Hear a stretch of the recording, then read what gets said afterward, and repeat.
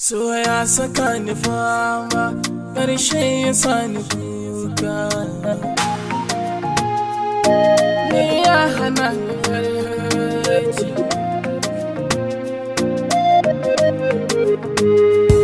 Shiga gidan su Maryama ke da wuya na tarar ana tsaye. An tare wata mata a falo kamar an mata tsaye. Wasu zaune kan kujera ni ma gefe na tsaye. Mama ta sai ta ce min ka je gun mata ta ka kai tsaye. To ashe zanga abin da zai samu tuwar tsaye. Gawanta na tarar kawai waya ashe na hayo rashin kiwar.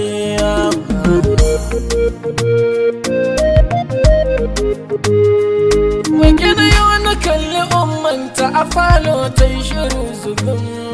Sai ta ce da ni yaya na ce kai ramji kamun ya na yi shiru wani ya shigo ya kira ni na amsa na sai ya ce da ni ka zauna kada da ka faɗi ranka zauna. Da ƙoƙarin mahaifiyarta ne ma na rike damuwar gaba. Sai na baro gidan sina in kasa yarda na rashin taɓarya.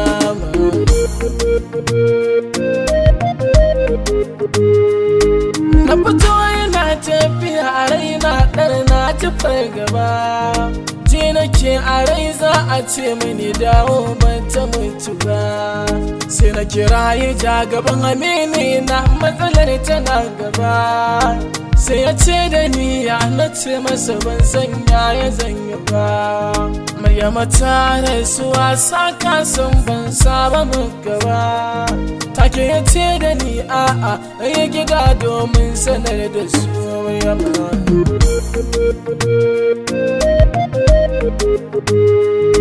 Da shiga gidanmu sun ganni jikina duka ammace.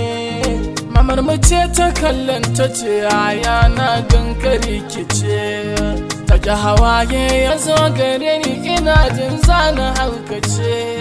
Ta ce inna lillahi sai na ce mata Maryama tana mace. Sai suka kama yin du'a'i gidansu kawai suka wuce. Dukan gidanmu har da babana ga su a can gidansu Maryama.